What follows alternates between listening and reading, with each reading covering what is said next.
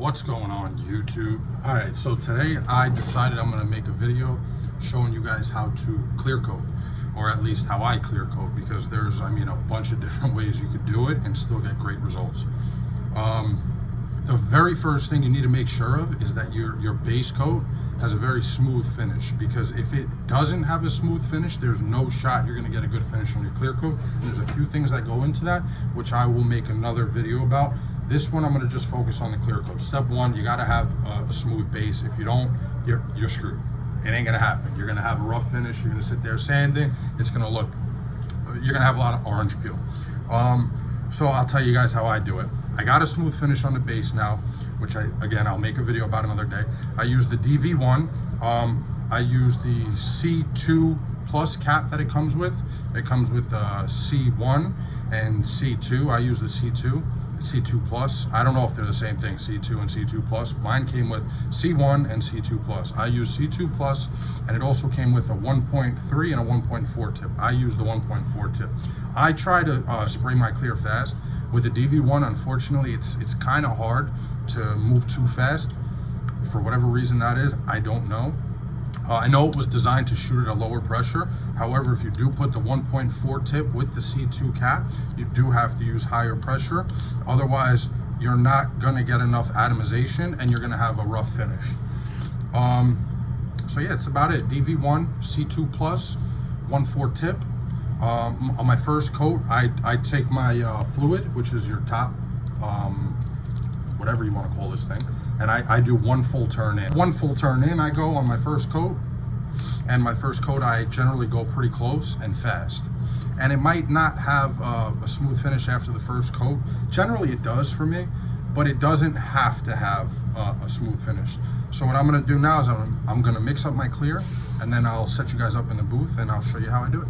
All right, so this is what we got. We're shooting these two doors. These are used doors on a Nissan Kicks. I already did my blend on my quarter, did my blend on my fender.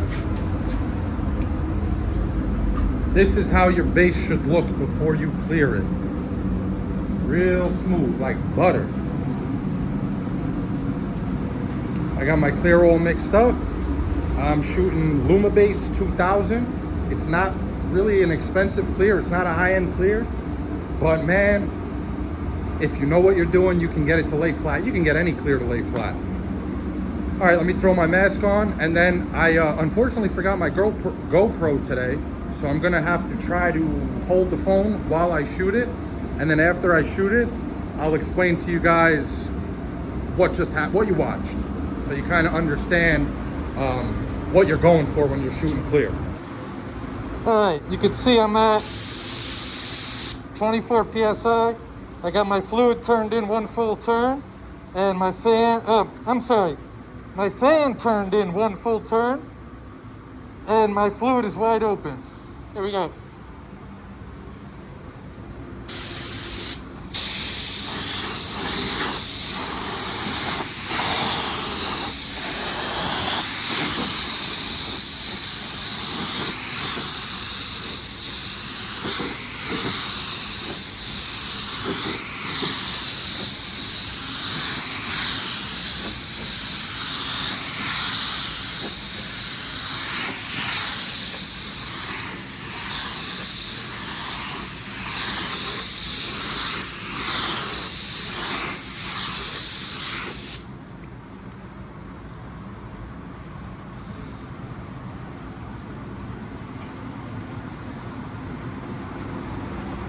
All right, so that's our first coat of clear.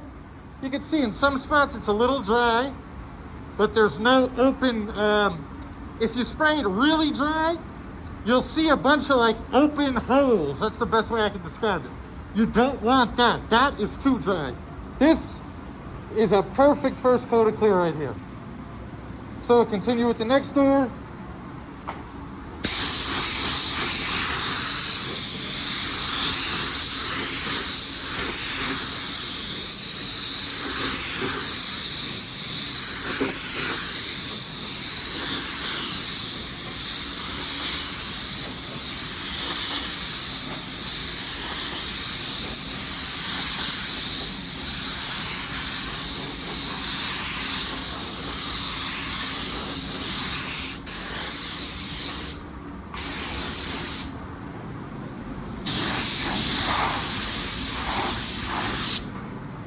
And again, same thing.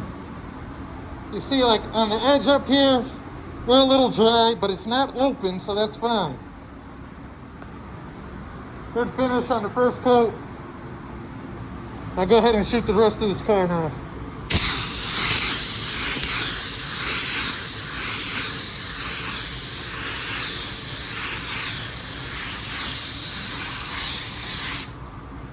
There you go, same thing.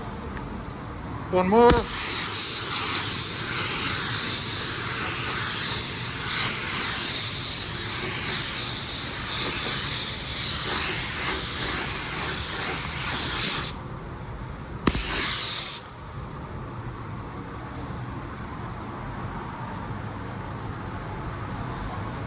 All right, so that was our first coat. And again, this is what I'm using. I'm using Luma Base 2000. It's a 4-to-1 with a medium hardener.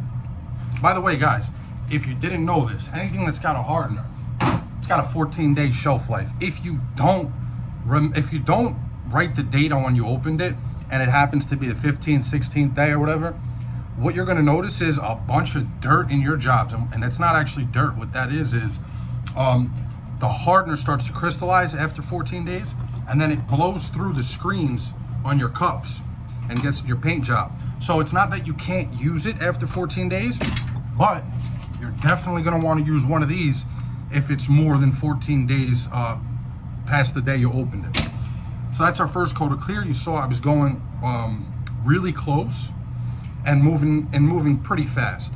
Now on this one, what I'll do is I'm gonna turn my pressure up to 26, 27 maybe, and I'm gonna back the gun up about 2-3 inches from how I was shooting it, and I'm just gonna slow my passes down. That's really gonna give the clear a chance to atomize and lay nice and flat on there for me. So I'm gonna mix this up. I'm gonna head back in there, and then I'll do the same thing. I'll just hold the phone while I spray the clear so you guys can see exactly what I'm doing.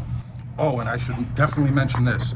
One of the biggest keys in getting a good finish on your clear is giving it time to flash off. If you don't give it the proper time to flash off, it's either gonna run crazy on you or you're gonna have a lot of orange peel in your finish. So whatever clear you're using, look at they all have what are called P sheets, product sheets. They give you all the information on how to use the product. Usually you could find it on the manufacturer's website, or in my case, it's in our computer system. I spray EnviroBase and Luma Base.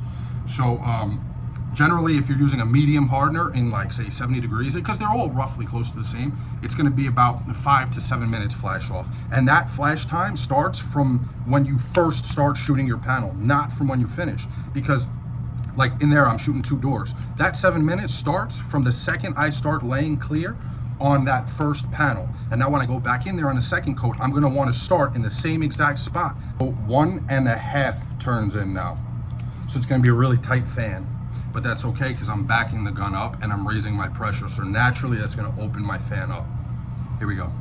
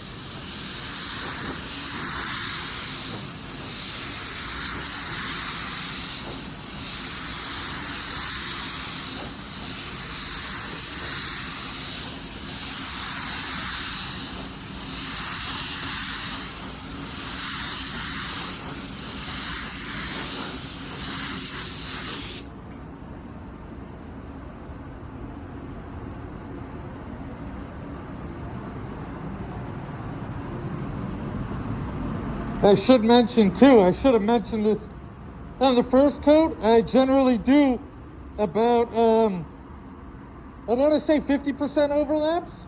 And then on the second coat, I do about 70% overlaps.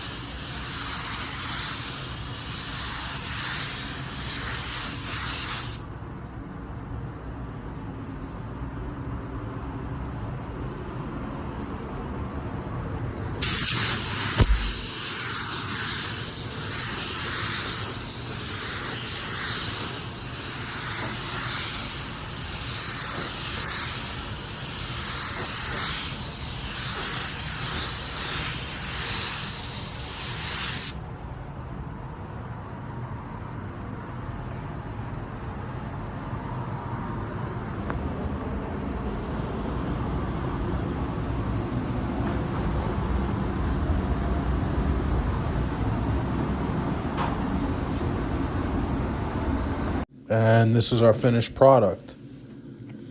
I just want to take a second to say thank you so much, guys, for watching. If you did find any value in this video today, maybe leave a like, comment, subscribe.